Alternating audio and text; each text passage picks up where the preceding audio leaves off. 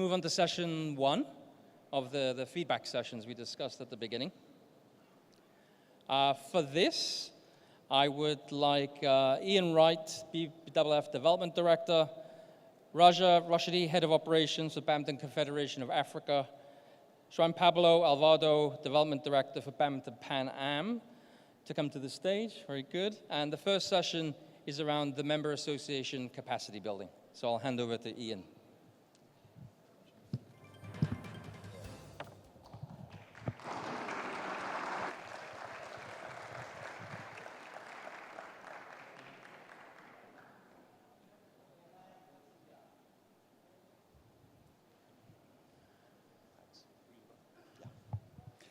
Good morning, everyone, and welcome to what I hope will be an informative and interactive day. We've got 4 what we think are topical sessions planned for you this morning, today. And the first session will be focused around membership capacity building. First of all, I'd just like to say it's really nice to see lots of familiar faces here, even if they are a year older.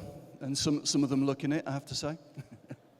But it's also very nice, and it's normal at the start of a new cycle that we've got a lot of new faces in the room. So welcome to all the new presidents and the new representatives of the member associations.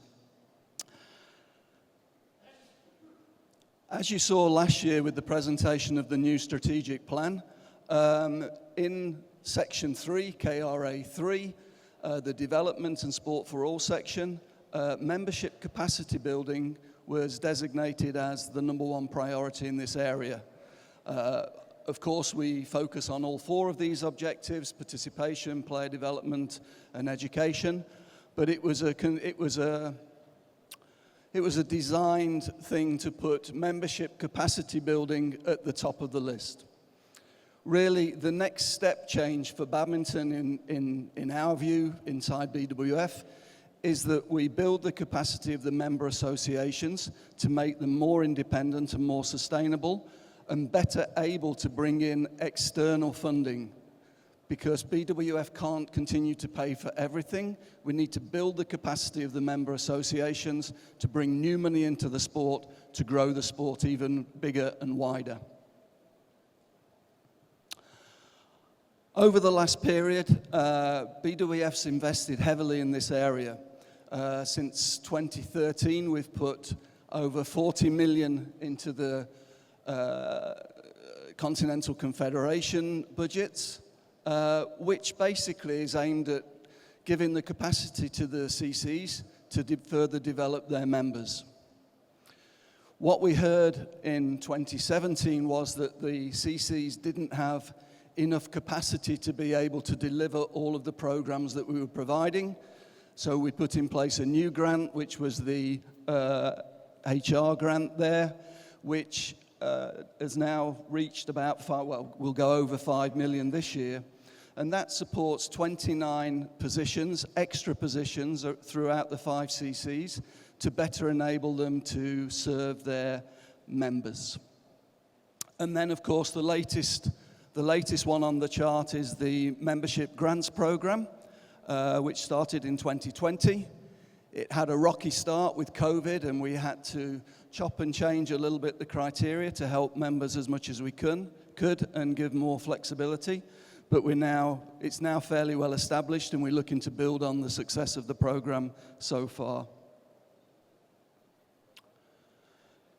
To underpin all of this, we've also invested heavily in creating cutting-edge resources that should act as tools for member associations to enable them to grow and to create their own workforces on a national level.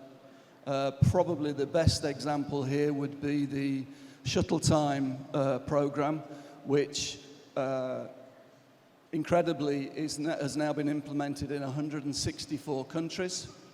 We operate with 30 different language versions, and globally we have over 80,000 teachers trained as a workforce to assist the introduction of badminton in schools at a national level. All these resources have been developed since 2011, and they're widely used. There's hardly a member in the room now that doesn't use at least one of these resources, and we are continuing to develop, as you will hear tomorrow, we are continuing to develop further resources for use at national level. I'll start with a thank you, and that is we now get a really great response to the questionnaire, the survey that we carry out every 2 years. Last time it's been a little bit distorted, I would say, the figures due to COVID. So that will make the data that we collect this year when the survey goes out in November doubly important. So I would encourage you all to actually complete the form, because that data is invaluable not only to ourselves, BWF, but also to the continental confederations to be able to better target the resources and the investments that we make. As I say, the figures are a little bit distorted, but what you can see from this slide is it's not very big. It's not very big, but you can see that there is a tendency that between 22 and 24 there is a move to the right, which means that there have been improvements across the criteria that we use within member associations. So there is a good trend, but we feel we can do better, and I'll come back to that in a second. Don't try and read this slide, but it's just there to demonstrate. In the Continental Confederation workshop that we held last September in Kuala Lumpur, membership development was the key topic. It was the key subject for the 4 days of discussions that we had.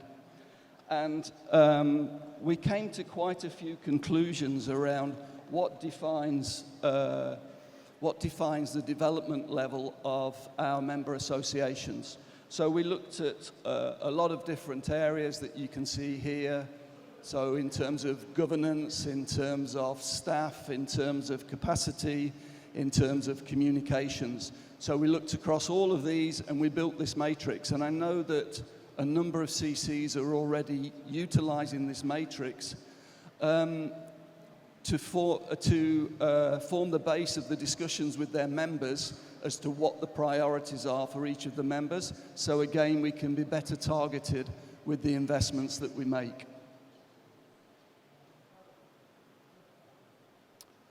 I just want to talk a little bit now about the membership grants program, because there have been some changes over the last couple of years. So I'd just like to update you and let you know how it will work moving forwards.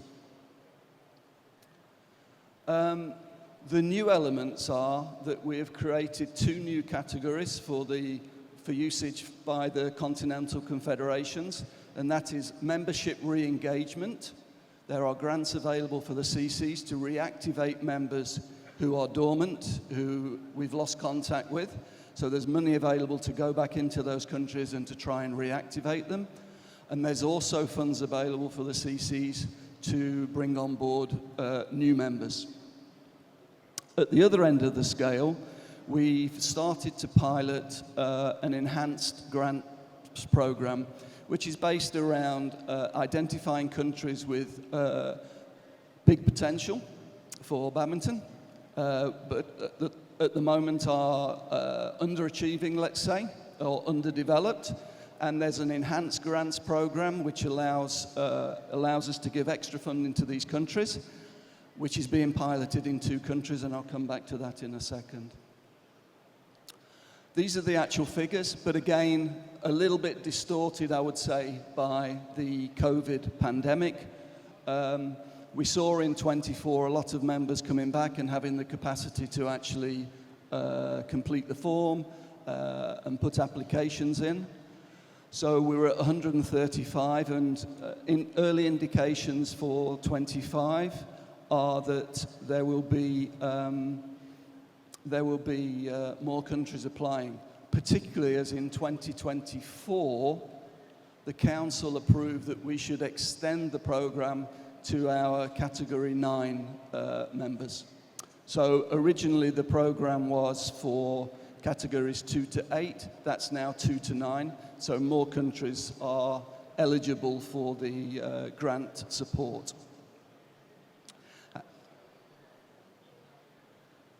Okay, and this is just a couple of examples of how these new grants have been used. I know I was just speaking to Julie from Badminton Oceania. Apparently yesterday the good news came through that the application at national level through their National Olympic Committee, Vanuatu, have been approved.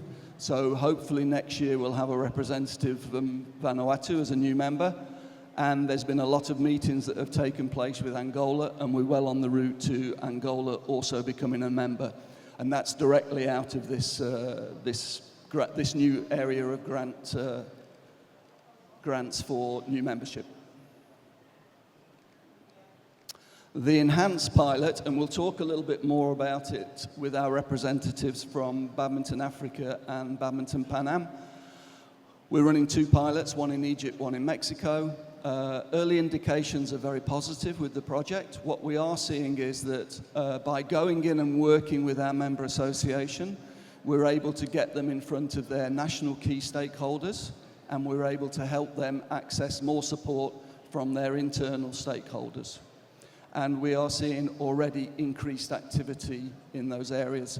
Any of you that are interested in that and want more details, please feel free to talk to Hadia or Javier about the project, because I think everybody's pretty positive with the early indications. We have a few observations, I have to say. It's not all been rosy with the project. We understand that it's been difficult for some member associations with the application process, etc., due to lack of capacity. But what we have done year on year is take your feedback and try and react to that. So we're trying to make the process more user-friendly. And what we are seeing is much higher quality applications. We're seeing more continuity from year to year in terms of the support that is being offered. In the first couple of years, we had countries applying for one thing over here in the first year and then something over here that wasn't connected in the second year. We are seeing more strategic thinking, and also we're seeing much more informed reporting from the grants.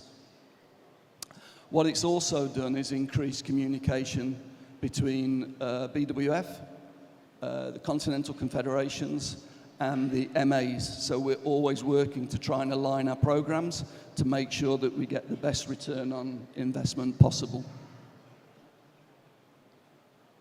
Okay, and here's how the grant will look moving forward. Last year we talked about that we would be looking to, we would be putting a proposal to Council to increase the grant program. I can say that Council has now approved that program. It's in our budget forecasts for the next 4 years. So over the next 4 years, you will see a gradual increase. So we've gone from 5 up to 6. That will increase 7 through to eventually in 28, 8,000 a year. What we're hoping to do with this by guaranteeing that funding moving forward is that we can assist members to look at a longer-term vision of their sport on a national level. So better long-term strategic planning and more linked programs, shall we say, with the support they can access from the Continental Confederations, that it all sits within one plan. So strategic planning moving forward will become a key focus of the program. And finally, applications will open in May. You'll be getting information from BWF in the coming weeks. The membership survey will come out in November, and I would really ask that everybody completes that, because it's invaluable to ourselves and the Continental Confederations to get that feedback. And from 26 onwards, we've been working on a project how we can use AI to assist the development of member associations. We have an ongoing sports science project in that area, and we're going to talk a little bit about that in the panel discussion later. But basically, what we have with the membership survey is we have internal information only. We have the information from inside the Federation. What we're not getting is a full picture of the national landscape of sport in your individual countries. And the tool that we're trying to develop will enable us to access information on a national level for all of you that will better inform the programs, that will identify different areas of opportunity within your own national countries, automatically updating with anything that changes within your national situation. So that's something that we're working on, and we're hoping that will be ready for 26. So with that, I will hand back to Richard. Thank you for your attention. Myself and the development team will be around all day, today, tomorrow, and Sunday. If any of you want to have individual discussions, please feel free to come up and contact us, and we'll be around the meal, obviously, tomorrow evening. So anybody that wants to have a drink with a glass in hand, you're very welcome. Thank you very much.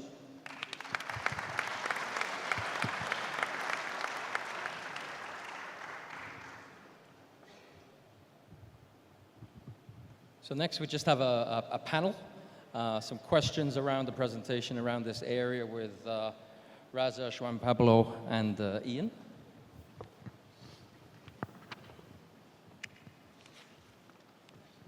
So thank you.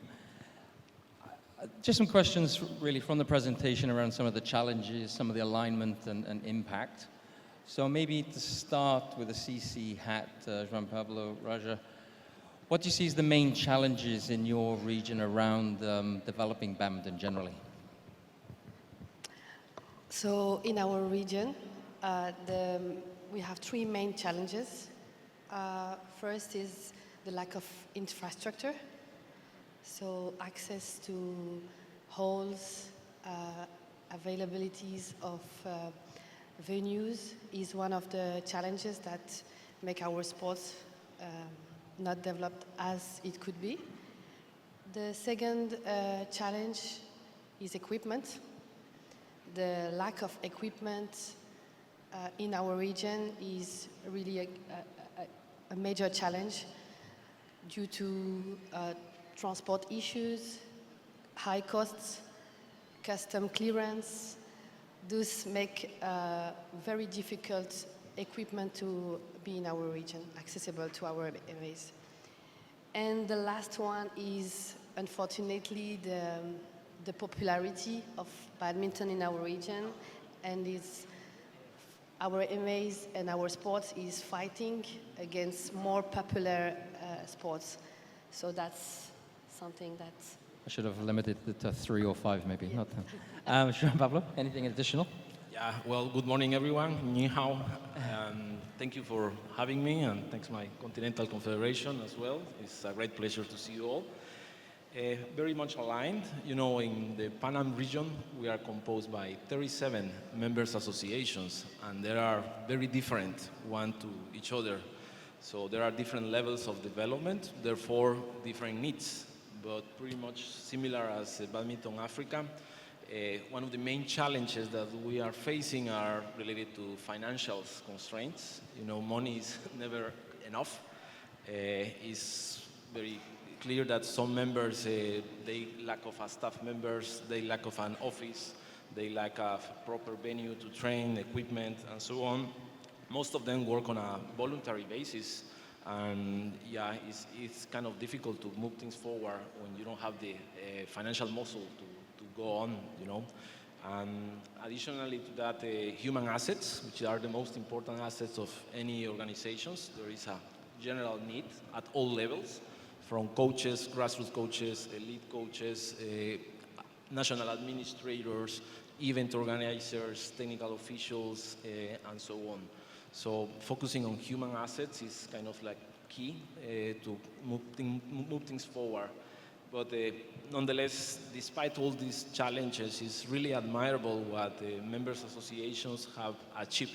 Having so little, they have achieved so much. So that's the main challenge so far. Okay, cool. And Ian, anything to add to that one?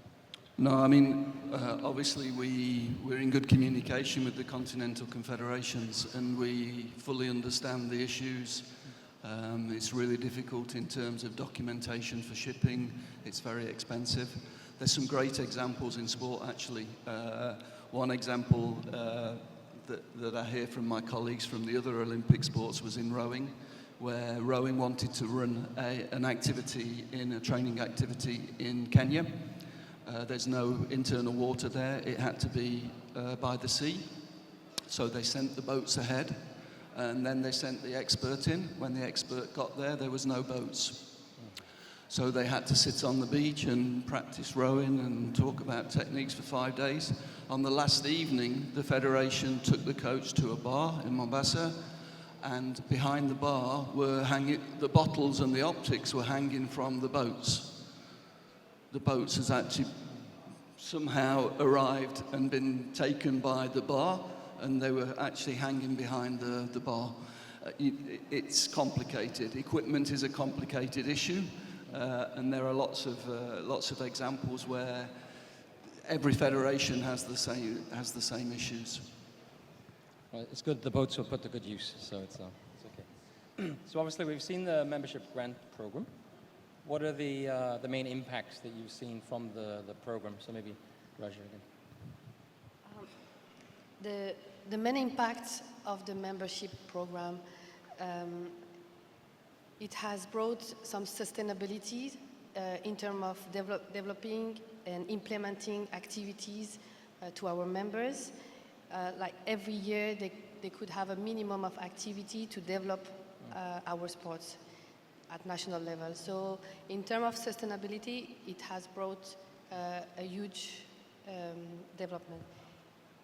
Also, it has brought some accountability in terms of from our MAs and BWF to show and to report which activity they are developing, and to monitor and to develop and implement more activities year after year.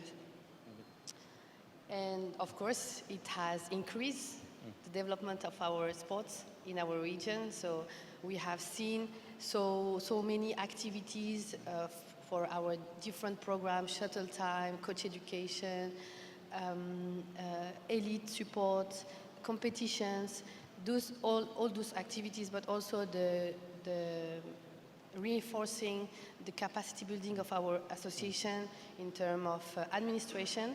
It has increased also and sustained this development. So it has a very positive impact globally. Good. Jean Pablo? Yeah, it has been a very positive impact in the Pan-Am region. Of course, we need to be realistic that for some countries, $5,000 is not much money because socio-economical factors, while for others, that money allow you to do greater activities. Nonetheless, Members Association has been very strategic in how they utilize those funds to move forward. And we have a similar, as Raja was saying, with Badminton Africa, we have witnessed the increase of numbers of Shuttle Time tutors, Shuttle Time teachers, numbers of certified coaches at all levels, numbers of practice camps, number of events, certified umpires, and so on. So it's been very good, it's been positive. Ian mentioned it a couple of minutes ago that 58 members association move up on the categorization system that BWF has. So in one way or another, the membership grant program has contributed positively, has been one of the factors that members associations has used to leverage the position of the sport in their own countries. Okay, good. Ian, anything to add? Yeah, just quickly, the biggest benefit we're seeing from BWF is not only the increased level of activity, but it's the increased communication we've now got with member associations. So we're learning a lot more about our members and their needs, and that's informing our policies and the investment that we put into the sport moving forward. So I would say that's the biggest thing. It's also driven the conversation between BWF and the Continental Confederations to make sure that our programs are fully aligned. That was my next question, actually. So basically, there's lots of problems, so that the funding helps in a strategic way. So it could always be bigger, but the strategic use, I think. So my next question was really that alignment. So with the BWF, the CC, the MA, how has that worked in reality? I guess for all of you. Yeah. Okay. Well, for us, it's been very important to be on the same page with BWF. We are a branch of BWF. We try to be aligned on the strategic goals and so on, like the motto, one world, one team, try to work together. If we are trying to support members associations to move from point A to point B, we should make sure that we are providing a directed support and to be all on the same page. So in a way that helps to be more effective in the distribution of the funds and avoid duplication of efforts. In the Pan Am region, we had examples of joint projects between BWF and Pan Am, I think Badminton Africa as well. Last year, for instance, in Acapulco, we held a para-badminton workshop with more than 19 members from the Pan Am region, and it was a very good activity with positive outcomes. One of the things that has been very useful for us to work together with BWF is when we identify needs and assess the members' associations. So Ian mentioned the categorization model and the survey. Those are very important tools for us to benchmark, to better assess, and to better provide support and guidance to the members' associations to have meaningful and impactful investments on the activities that we do. So, for instance, members who are category 1 or to 4, they might want to focus something more related to capacity building, have a strong foundations, while members who are category 5, 8 might do something else that is more tailor-made and data-driven. So it's been very important for us to keep work together with members, BWF, and us. Yeah, same as Juan Pablo was saying. So it helps to align the strategies and the activities that are developed and implemented at national level. We try also to come with other stakeholders and develop program who could benefit more members. For example, when Rwanda comes in, so we implement a shuttle time activity where BWF, of course, was involved. As a CC, we were involved, but also other stakeholders like AFB could also be involved, and we could propose a bigger activity and support more members. Good. Ian, anything from your side? Or? Yeah, same as my last answer really, is just to say that this annual dialogue between members and BWF concerning the application and what the priorities are in the country gives us a lot more data to work on and to help us to make better informed decisions on where we target our investments. That's been really eye-opening, and also it's facilitated much more positive and in-depth conversations with the Continental Confederations. So the strategic and the alignment's important. So, which leads me on to my next question. Thank you.